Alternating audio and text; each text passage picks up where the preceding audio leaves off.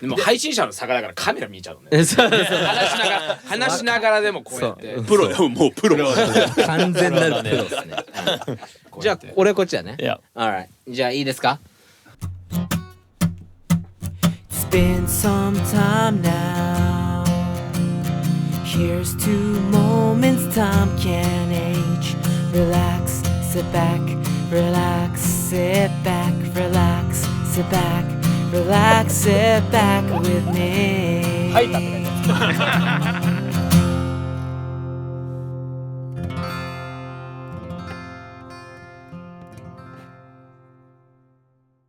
Welcome everybody, welcome to another episode of Downtime. ようこそ。皆さん今日は配信者っていうかね、なんて言えばいいのかわからない、いろんな多ジャンルで活躍してるマルチメディアクリエイターの友達もね、5、6年もう友人です。Today everybody we have Hi Guy.どうもどうもどうも Hello everybody. My name is High Tension Gaijin. Call me Hi Guy for short. ということでハイテンションガイジンの Hi Guy でございます。よろしくお願いします。っていうのが一連の流れだもんね。そういうことなんです。はい。そう。マルチメディアクリエイターって言われるとすっげえ大げさに言うけど、どうだった？嬉しいけどね、長い間ただやってきただけだから。いやただ無駄に長いキャリアだけだから。いらっしゃいませ。いやどうもです。ありがとうね。とうとう本当にこんなところに来させていただきまして最後ありがとうございます。ついに配信者がやってきた。すごいっつって。初めての配信YouTuber の人は来た、それこそPDI さんとは来てくれたけど、配信者ストリーマーっていうのはね初めてなんで。いやー光栄でございますね。いやーまさかねこんなしがない配信者を呼んでいただけるとは。まさかダウンタウンにも噛んだ。改めてねなんかいろいろ聞きたいなっていうところがあるので、なんかこう仲良くなって普通に飲んだりとかしてるとあんま聞かないところとかあるじゃない？まあうちらいつもすごい飲んでめちゃくちゃディープな話ばっかりしてるけどね。そうね。だから飲んでるからあまり覚えてないっていう。覚えてない。大体覚えてない。毎回初対面みたいな。そう毎回ですごいディープな話はしたんだけど何を話したか覚えてないみたいな。そうね。海外を語る上でもちろんさ配信者って深掘りしてくる。おおすげえ。配信者でもあるけどさ MC でもあり、イベントの MC だったり同時通訳をやる人でもあり、裏方でもありで、その VTuber の事務所のこうメインメンバーでもあったりとかもするわけじゃん。スタッフさんね。メインメンバーって言うと僕も VTuber やってるみたいな。違うよ。僕は裏方をやらせて裏方をねやってるというか、そのサポートしてるというかさ、ずっとそういうだからどんどん海外って何なのみたいな。まあそれはね、どう自分でも正直どう説明したらいいかあんま分かってなくて、だからそれを一括りでインターネットエンターテイナーって呼んでるんだよね。あ、素晴らしい。いいじゃんいいじゃん。だからもうネットでエンタメをとりあえずやるっていう感じで、そうだよね。もう表でも裏でもっていうことでやってるんだけど、本当にそもそもなんで始めたかって言ったら芸人になりたかったから。芸人？そう。アメリカで？いやそこが面白いところで、アメリカに住んでたんだけど。日本の芸人にまあ日本語喋る芸人になりたくて、で当時関西弁喋る白人の人がいて、そいつがなんか学校のプロジェクトで漫才しないって言われて、この中で一番漫才を分かってるのはハイガイだからみたいな感じで言うて、もううちもねそんなの言われたらじゃあやるしかねえなってでまあなんかプレゼンテーションとかでね何でもいいからなんか日本語でなんかやれっていうなんか授業だったらしいのよね。でやったらすげえ受けて、でパーティーとかでちょっとパフォーマンスしたり、なんか日本のイベントをカリフォルニアでなんかちょっと前座みたいな感じでやってたら、あ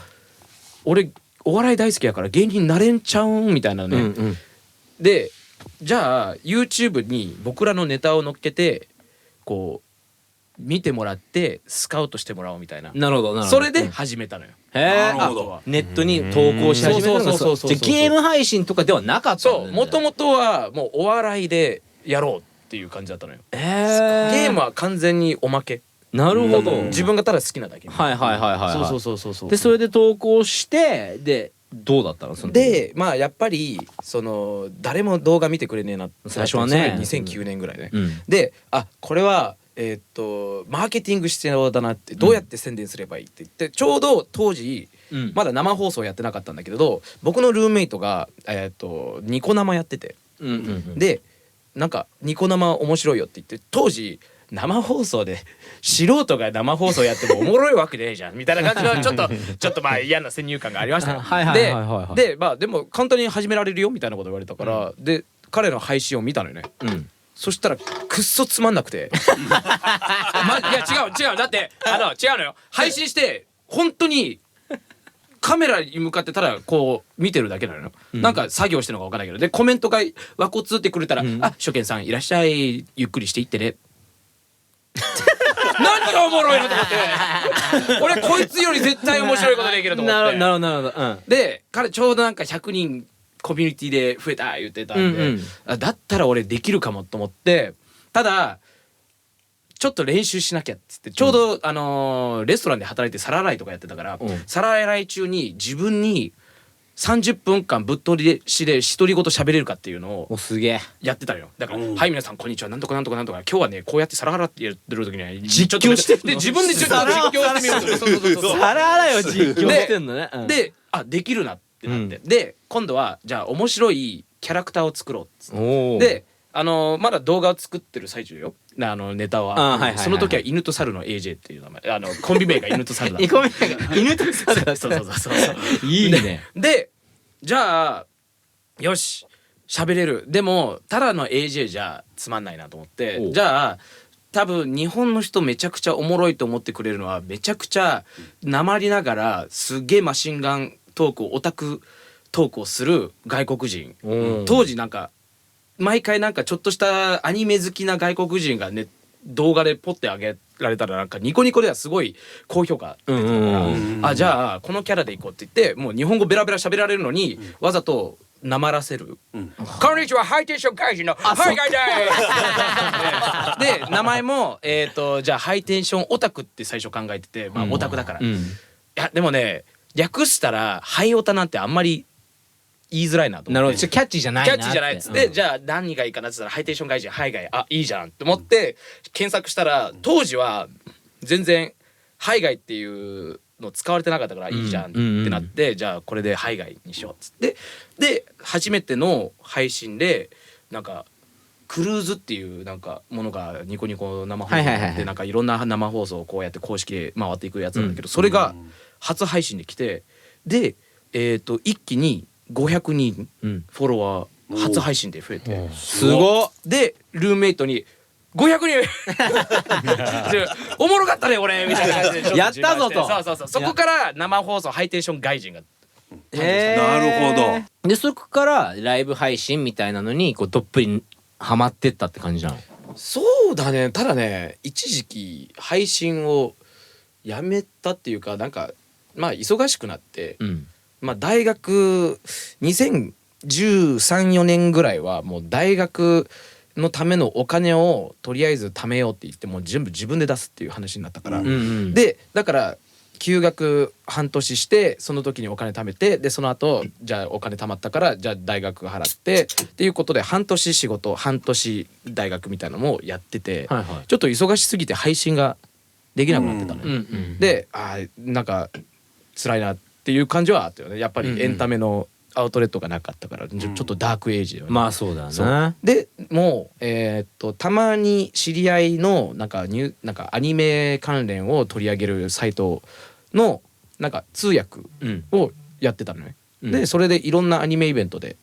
知り合いどんどん作って、なんかいろいろな声優さんとかディレクターさんの通訳やって、なんか普通に友達として知り合ったりしてもうそうまさに海外ストーリーって感じそれだって初めて俺海外の存在を知ったのが、俺たちがツイッチで配信し始めたのが2018年なのよ、ブルーエストとしてね。で初めての TGS に行って、で TGS でその時はまだツイッチブースがあってさ、そうね。でっかいツイッチブースがあって、じゃあうちらももちろんその時はパートナーでもなかったし、見てみようぜみたいな感じで行った時に MC やってる人がバイリンガルだみたいなそのあって、で写真見て海外だったのよ。そうでなんかいろいろこう確かにそのツイッチのこうメディア的なそういうニュースとか見るとハイが結構出てたから、そうね。そう結構ツイッチの顔っていうイメージだったのうちらは。ああでもそう結構とりあえず MC で英語を使わなきゃいけないとか、なんかとりあえず誰か MC つった時にちょうどまだアメリカに住んでたのに、もうとりあえず海外っていうす感じだったごかったですごい回してたし、って待った時にこの人は配信者でもあるけどどっちのかな分かんない、大体そのどっちがメインなのか分かんないってぐらいのその人でまあいつかねバイリンガルだし多分バックグラウンドは似てるとこもあると思うから、なんかどっかで絡めたらいいなと思ってちょっとしたらまあ共通の友達で友達になっていろいろこう知り合ったけど、初めてはそのでっかいステージの上で MC してるのが初めてなの。そうなんだ。いや嬉しいね。なんかそれで見てもらってる人がいるっていうのはちょっと嬉しいね。いっぱいいるでしょ。そんな実はっつってステージで見たんです言われて、そうよ。でもそういうことを言ってくれる人が大体みんなもう僕より視聴者数高い人だ。いやそういうこと。ありがとうっつってもうこうありがとう、俺のこと知ってくれてありがとうのそのノリでみたいな感じでこうやってこう具体的に伝えていくと、ベンも分かったみたいな感じでバンバン叩くわけ。どんどん進化していくんだね曲が。で俺の作った曲がさ要は俺何にもしてないけど目の前でドカビチで出来上がっていくわけよ。もう、半端ねえみたいなで音クソいいのそれがなんかスタジオ4マジックなんだけど、もうとにかく音いいのよ。これマジみたいな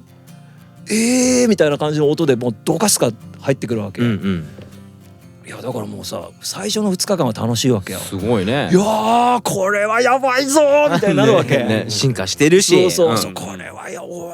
はやべえアルバムになるぞみたいな。海外の場合ってさその自分の配信もあるじゃんとか大きなイベントの MC やったりとか、あともう一つの顔としてはさ VTuber のその事務所のそのスタッフでもあるわけじゃん。だから数字を例えばタレントさんがいてそこのメインの配信者がいていろんなことをやってる人のサポートに回ったりとかしたりとかするじゃん。その場合ってさ企画とかってさ海外って考えたりとかすんの？でもほぼ企画類はもう全部タレントとか、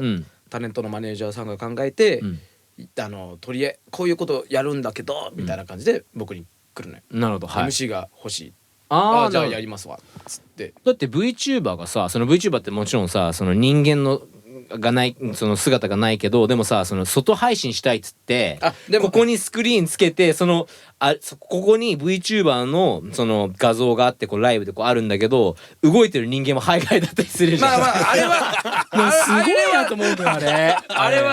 れはねさすがだなって思う。でもたまにあれ日本観光したいって言われるのね。OK どこ見たい？日本っぽいところ困るよね。どこがいいんだろう。浅草とかどこがいいだからまあ浅草言うてもうでも浅草もう何回もやってるからもうこすれないじゃん。こすれないじゃん。だからでどこがいいからっつってだからたまにイベントがあるともうこういうイベントがあるけどどうっつって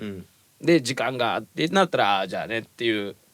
まあ結局僕のための配信にいやでもさなんかこうどこだっけ中野だっけってあれはガチャガチャとかやってたよね。あれは中野はすごい面白くてまだケイソンさんが参加してなかった時期だったのね。だから本当にケイソンさんはもう個人 V とメロディーがうちらの美少女の V でじゃあでも外配信特にケイソンさんのファンベースは大体日本の人が多いから、中野で配信するってなると絶対にそのコメントで許可取ったのかとかそういうのが絶対に注目度が高くなるからよしこれは完璧レジットウェイやろうって言って、中野にわざわざ行ってまず最初にメールですいませんこれこういう配信したいんですって言ったの。そしたら電話がかかってきてこれファックスで企画書を送ってくださいと。ファックスでオールドスクールだね。マジか思ってでさらに中野ブロードウェイ内で配信はするのは OK だけどまあ OK ってなったらただ各店舗は別のその店舗の中はここで撮ってここでちゃんと撮ってって言われてOK ですってなってその企画書を送る前に一回中野ブロードウェイに行ってマンダラケさんにメールも送って、ここら辺やりたいんですってもう直営業でなんかとりあえずこういう配信をこの日にやりたいですなんとかなんとかなんとかって言ったら OK ですって言ったらもうめちゃくちゃ逆にどのマンダラケめちゃくちゃあるんで中野ブロードウェイ、あるよね。どこ行きたいって言われてで行く時に弊社のスタッフがちゃんと解説用に行きますって言われて、ああ本当ですかありがとうございますじゃあなんていうのここはダメとかじゃなくてこうやってうちはサポートしますよっていう、こういうのはこういう感じですみたいなでありがとうございますで本当に配信2日前でまだ中野ブロードウェイから連絡が来ないかったのね、だからもうこれはもうキャンセルかなっつって白紙に戻さなきゃいけないかなと思ったら電話かかってきてファックスで送った後に何したいのって言われておおめっちゃフランクじゃんすげえって僕の携帯にかかってきてるからこういうのやりたいんですマンだらけさんから来たでなんかでも各店舗ちゃんと僕らは場所だけだからねとか言われて、もうマンダラケさんからとかいろいろ許可取りしましたって言ったら、そうなのでもまあ大量の人が何人で来んのって言われたら僕だけです一人だけじゃあいいよってなんかやっぱり撮影っていうからやっぱいろんなクルーがそうだから一人だけとか言って本当にちっこいエリアでなんかこう撮影の場所をもらってマンダラケに行ったらマンダラケ一緒に来るんだけど僕が熟知しすぎてて、全部僕が解説するからでも分かってんだもんね途中でスタッフさんいなくなったもんやることねそうで終わった後にもう全部知ってるじゃないですかもう僕ら安心して任せられます、最適なんだよありがとうございますありがとうございますってそんな感じだったねライブ配信始めたのいつ？2010年だからもう相当前じゃない？もう結構もうOG なわけじゃん。ありがとう。でその中で一番俺が気になるのって人増えたなって思う瞬間って多分多々あると思うんだよ。配信してる人その一番最初のさちょっと増えたかもっていう思った瞬間って覚えてる？その配信者が増えたそれとも視聴者が増えた？視聴者自分が配信してて、そこが面白いところでニコ生を最初やってた時にすごいうなぎ登りだったのよ、配信すればするほどクルーズが毎回来てそうか最初来るねバーッと来るから本当に最初の1年でもう1万近くのフォロワーがバーッて来て、すごいね本当にそれはすごかったんよね。ただそれイコール自分が大きくなったっていう感覚は全然なくて、正直まだまだやなっていう感じはずっとあってで結局しなくなっちゃった時期があってその時はもうなんか逆にノーバリーみたいな感じだったのよ。でそうだね改めてまた配信を始めました、でその時ゲーム配信をしようってなってTwitchとニコ生を同時でやってたのね、でそこからエクスプリットっていう会社で働いてた時に、その配信プログラムを作る会社で、昔は OBS が出る前はエクスプリットを使って配信してたってそこから配信してつなぐって感じだよね配信サイトにね。そうでそのプログラムでいろんなそのイベントとかで裏方でプロダクションもやってたから、結構 e スポーツ大会とかエボとかの裏方もエクスプリットチームも一部関わってるっていう場合がよくあったのね。そこからなんかどんどんおめえが海外って言われた時にって言われるようになってどこから僕のこと知ってるのか分かんないけどどの海外なんだってどの海外どっちいい意味悪い意味どっちみたいなすごいいろんな方向性あるけどそうでそこからそのなんか僕のことを知ってもらっている、でまあいい方向で知ってもらってる場合が多いんだけど、まあ悪い時もあるじゃないですか、分かんないけど、でもいい方向でなんか知ってもらってるって思った瞬間に俺結構知られてる部類なんだってちょっと自覚し始めた、なるほど。だから別に人が増えたとかじゃなくて業界の中でちょっとこう人ってそうなるほどね。だからくれてるんだなんか話聞いてますよとかなんかビジネスミーティングとか言われるとドキッてするよね。いやだって普通にどれだろうみたいな。普通になんかさそういうゲーミングバーみたいなとこに行くとさこの前もあったけど、そのゲーミングバーみたいなとこ行った時に「ハイガイさんですよね」って言われてたもんね。新宿のやつ行った時にさ、でももちろんそうだよなとか思いつつ、これってあるだろうなみたいな。だってすごい出てるもん、いろんなとこに。誹謗中傷って結構さワードとしてトピックとしてあるじゃない。で別に自分が誹謗中傷を受けないとしても、多分エイジェンの場合はその、自分も受けてるかもしんないけど、周りだったりとかさ、そういうのでこうダイレクトにそれを受けてるわけじゃないかもしれないけど、その周りとかそういうプロブレムがあるような状況にこう陥ってるシチュエーションはあるとは思うのよ。海外はどう思う？それに関して、この今のこのムードというか、誹謗中傷だ訴えるとかいろいろあるじゃない今さ。俺的にはなんだろうな、そのネットってやっぱり何事も全部成長していくことがあって、昔はネットってそもそもあまり知られていない業界っていうか、だからそれこそ2ちゃんでなんかもう自分たちの愚痴をバーッと言うとか、そういうのもあったわけじゃん。ただ今はもうネットってもう一般化されてるから、やっぱり普通に使う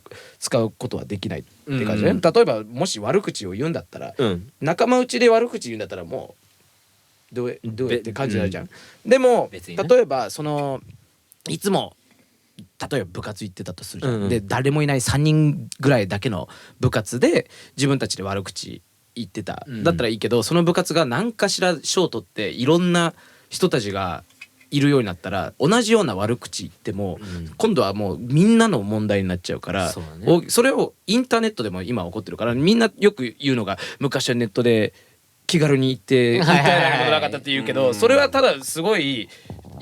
時代の成長と一緒に成長してないざれ言だと思ってるわけで、俺すげえ思う。だから誹謗中傷って結局自分で言ったことに対して責任持てるかっていうことで、例えばもう一人一人仲間内で言うだけだったら別にいいけど、もうツイッターとかいろんな SNS で言うってことは、もう自分がこういうスタンスだって言ってるっていう自覚をしないと、どうなるか分かんないよっていうのが僕の分かるスタンスなのよ。だからもうツイッターの時代の時点で個人じゃなくなってみんな発信者になってるから、その力はみんな持ってんだよね。そうだから自分自身が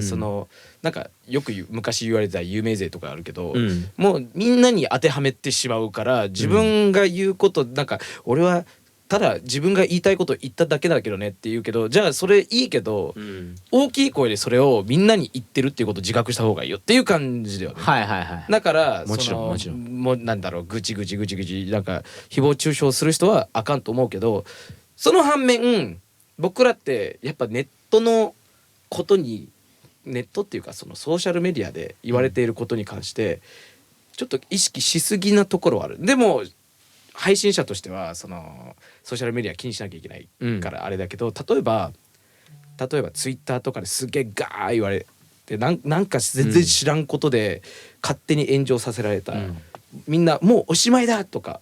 よく言うけど、案外ツイッター見なければそこまでリアルライフで影響することはあまりない場合がよくあるのよ。ヤフーニュースとかになるわけでもないし、でもネットで生きてる人によっては、ネットでそんな村八分みたいな感じにされるとおしめだって思うけど、結構案外別のウィーウェイあったら It's okay、 なんかブロックしたイコール逃げたとか言うけど、全然別にね、別にいいよ。 It's that bubble, right? そうだからなんだろうな、誹謗中傷は絶対ダメだと思うし、あかんと思うし、だからそう言ってなんか訴えられる人がいたら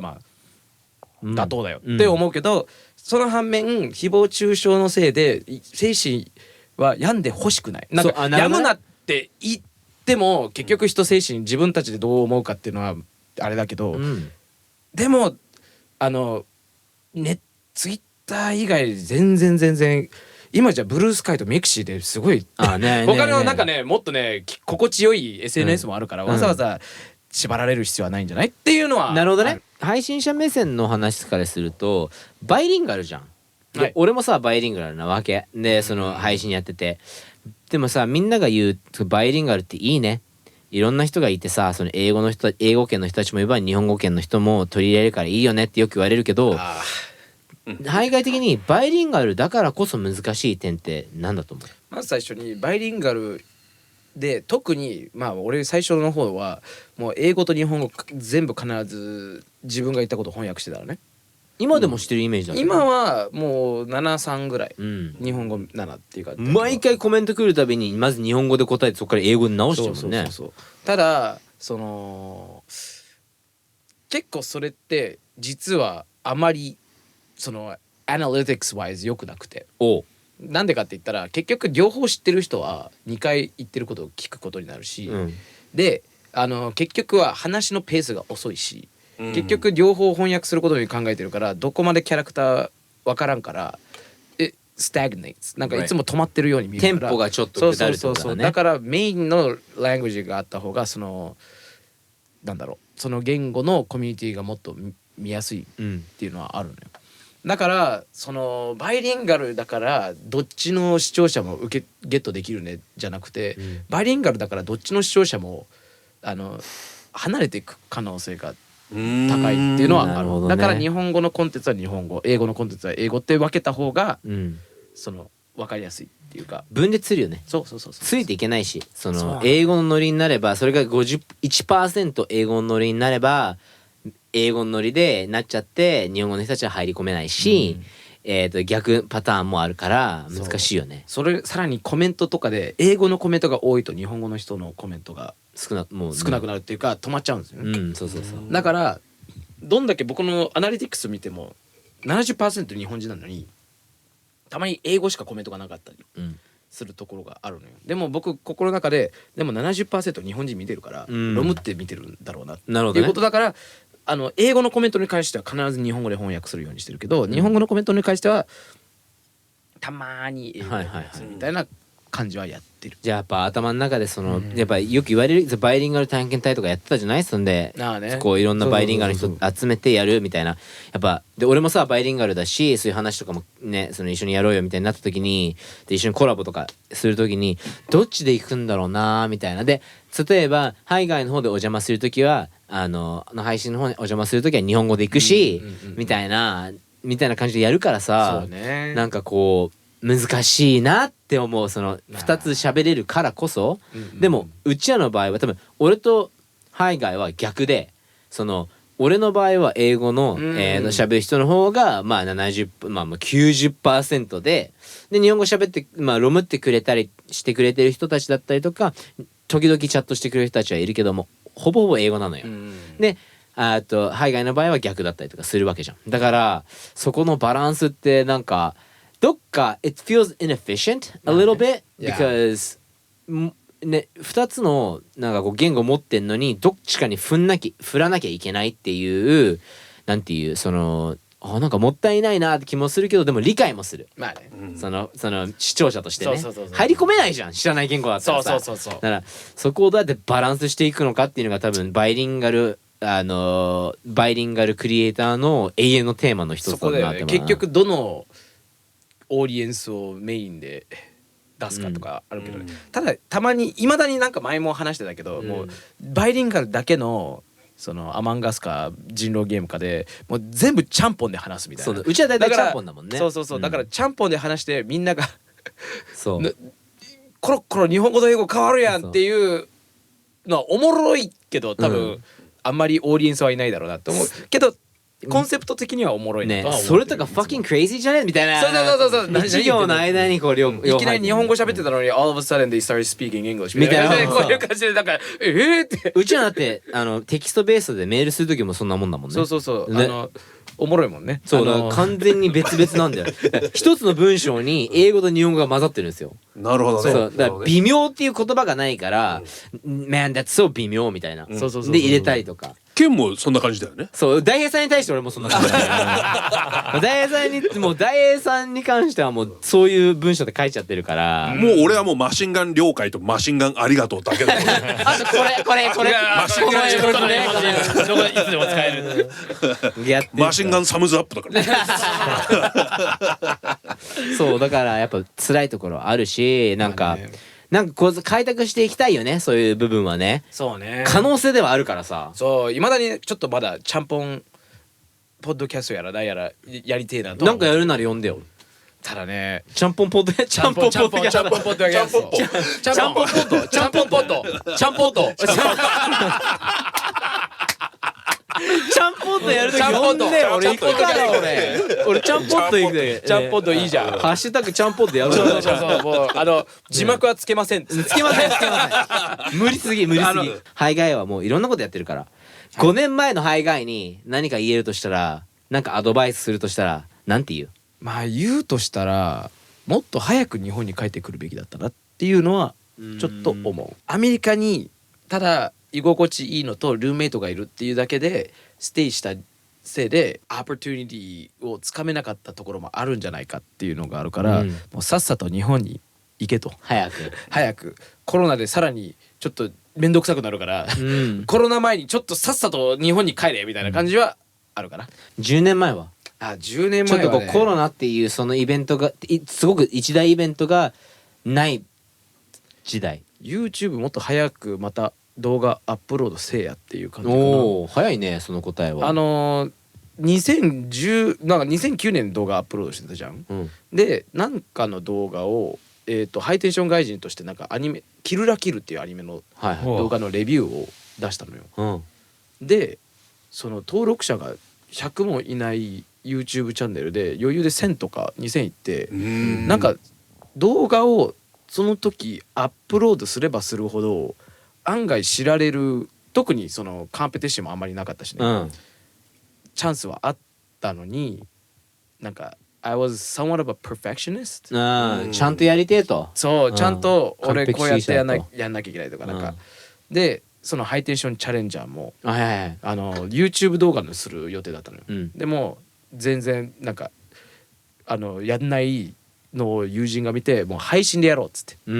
もうあんたがずっとこれが欲しいって言ってたら絶対始まんないからもう配信でやろうって言ってやったらいい感じになったから、なんかめちゃくちゃむずいゲームを制限時間内にクリアしないと罰ゲームみたいなっていうのをうちらもチャレンジャーのやれましたもんね。そうそれをねだからそれと含めてなんかもう思い立ったら何の準備がなくてもいいからとりあえずでき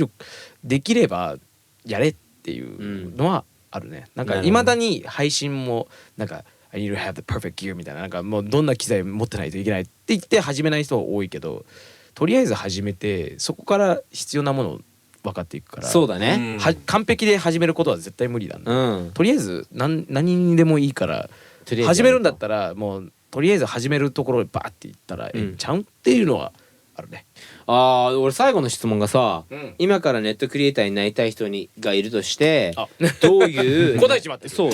どういう形態にした方がいい？そのいろんなさ機材は別としてそのいろんなさ今形態があるわけじゃん。ロングフォームショートフォーム配信動画とかいっぱいあるけど何が一番いい？今から俺がはいガイさん俺今からネットクリエイターになりたいです。どの形態でいけばいいですかっつったらなんて言う？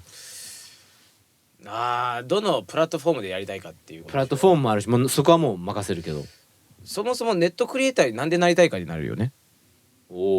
だってネットクリエイターになりたいです、何したいの、有名になりたいです、じゃあ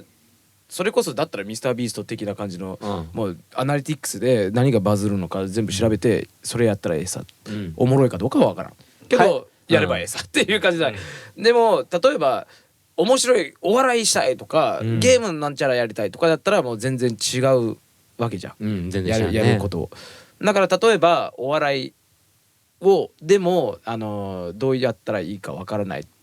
まあそれこそなんか結構みんなが言うのはなんか吉本のその何学校、行ったら芸人になれるかもしれないとかいう話はあるけど、でも NEC 行って価値あったか悪いかとかそういうのもまた結構いろいろ話があるじゃん。でもとりあえずそこに行くことによって若干自分がなりたいものに分かっていくわけじゃん、だからいいんじゃないかってなるし、それこそネットクリエイターでじゃあゲームのことに関してゲーム実況したいです、じゃあ、ゲーム実況、今いろいろな方法があるけれども携帯しかない、じゃあ携帯のゲームとりあえずどうやってやるかっていうのを調べて TikTok でも、TikTok か YouTube ショーツで多分始めたての人はとりあえずショートフォームコンテンツで知っってもらうのがベストなんかなとは思ったりはする、だから自分の知られたいものがいろいろあるんだったら、例えばゲームとかお笑いのことに関してもなんかじゃあちょっとしたネットスキット作りたいって言ったら、まあ、じゃあもうショートフォーム動画で出してインスタ、TikTok、YouTube ショーツ全部使いましてバーってアップロードして、どっちが一番アルゴリズムに好まれたかっていうのを見たら、もうそのためにコンテンツ作ってやくるかなっていうのはあるかな。いやーそれはあるね。そのショートフォームっていうのはでかい。そう。 How about like 例えば MC 業だったりとか、今海外がやってるむずいよね。そのどうやってそこに入ればいいですかって。うち自身が MC で雇ってもらったのがエクスプリットっていう会社2016、5、からやってた時に、その MC っていうのをなんかプロダクションでなんかインディーゲームの開発者を呼んでインタビューするっていう番組を結構いろんなアメリカのゲームイングイベント PAX とか E3 とかでやってたのね。でその時に MC が必要。海外お前配信してるから MC できるやろ、って言ってやらされてたのもあるから、しかもその質問する内容とか全く持ってないのよ。で30分間インディーゲーム開発者にインディーゲームのことで話させてっていう、でだから俺なんて無茶で一応いつも雇っている MC の人がいるけど、やっぱりそれの人が8時間ぶっ通しは無理やから入れ替わってっつって、で俺ってだからもうその人のインタビューをずっと研究してて、目の前でライブしてるから、あこうやってこの質問してなんか質問あってでそれを見た後にじゃあ俺の番っつって「Hey how's it going?」でやっぱりインディーゲーム開発者もゲームのお話はしたいけどカメラの前に立つとかはもう初めてだから、もうこっちがもうリラックスさせなきゃいけない。そうだね。けど俺も初めてやからどうしようみたいな感じはあったけど、まあでもそれをそれはで3日間のうちに8時間バーってやるから4時間4時間4時間4時間でうちと彼で回してるから、そこで経験は培ったよね、でもそれってレアなことじゃん。そうだね。なんかプロダクション会社に働いて MC やらせてもらうこととかそういうことだから。そうだね。でツイッチで MC やらせてもらったのは多分それを見て、さらにあまり日本パートナーがあまりいなくて、ツイッチって結構パートナーを MC で呼ぶっていうので有名で、日本もそれをやろうっていうことで、まだ MC ができそうな配信者っていうことで僕が呼ばれてたのよ、ツイッチジャパンで。だからそうだね、 MC どうやって声掛けされるかっていうと、多分どうでも自分でなんか配信してそういうネームをちょっと上げて喋れるんだっていうのをある程度こうネームを上げると結構こうお前配信してるんでしょみたいな感じで呼ばれる。いや変な話コネだね、だからやっぱまあツイッチ配信者だったら、特にパートナーになったらいろんな、イベントがパートナー用にあるんだけど、その時にコネ作り、それこそなんか MC できそうな人とか MC やってる人と仲良くなったら、なんか変なその自分のステータスを上げるために友達を作れみたいな感じに言うのはあれだけど、結局はそう現実的な話に言うと、そういった人たちがいればいるほどこの人喋れるよって言って、例えば MC の人に僕も結構たまによく聞かれるのが他にゲストできませんか、なんか一緒に MC やってくれて、バイリンガルでなんちゃらなんちゃらとか言ったら、で僕は知ってる人で喋れそうな人をこうリストアップで伝える、なるほどね。でそういうのはよくあることだから、その結局はそういった配信者のイベントやり、その例えばじゃあバロラントやってるんだったらバロラントの大会に行ってなんかバロラントの大会に行きましたとか言って、そのブースとか結構会社でなんか PC ゲームの会社とかあるから、そこで自分の名前を売り込んで、こんにちはこういう配信してます、あなたのグッズよう使ってますっつって自分のことをそういうところで売り込む。だから案外ネットだけじゃなくてリアルのイベントに行って自分のことを売り込めば MC につながるんじゃないかなって。結局はもう相手が好きだったらどんだけ上手いか下手かじゃなくて、あの人は仕事を一緒にしやすい、でプラス上手かったら上手いで入るから。でも一番は多分 if they like you はなるから、もう自分が好ましい人として声掛けすれば MC のお話も入ってくるんじゃないかなとは思う、ね、なんか、その話聞くとこの番組って結構バンドマンが多いのよ。でバンドマンって結構ライブだったりさ、フィジカルなところに行く。で今日はさ、まあ海外は言ってしまえばネットの人なわけじゃない、ね、でもさ今の話聞くと結局ネットの人であれもあれであってもバンドの人でも結局は自分の足でそうね、フィジカルなリアルなところをコネクションをつなげることで、どんどん次につながるんだなっていうのがすげえ分かった。そうなの、そんな気がする。結局はリアルなのよ、で結局もうそう海外の場合はすごいリアルだって分かる、いやもうなんかね改めてこれ長いけど中はでも改めていろいろちょっと今日海外のこと知れてすげえ面白かった。そうありがとう。なんかねなんか、あまりいつもと同じようなことを話してる気持ちではあったよねいや俺はなんかもう改めてねあんまこう普通だとそこまで話さないようなことも話したから本当に面白かった。今日は本当にありがとう。いやこちらこそありがとうございました。Everybody that was Hi Guy man ありがとうね。いやこちらこそね。I hope you guys enjoyed it. Yeah for sure またぜひ出てください。また呼んでまたなんかあったら呼んでね。また飲みに行きましょう。また飲みに行きましょう。またはい Take care またね。ありがとうございました。ありがとうございました。アメリカ行けるか行けないかってなったけど行ったじゃん。行きました行きましたよね。まあねまあこの場を借りて言うけど、みんな無理だって言うわけよ。言われてたっつったね。もうそんないや行けるわけないじゃんみたいな。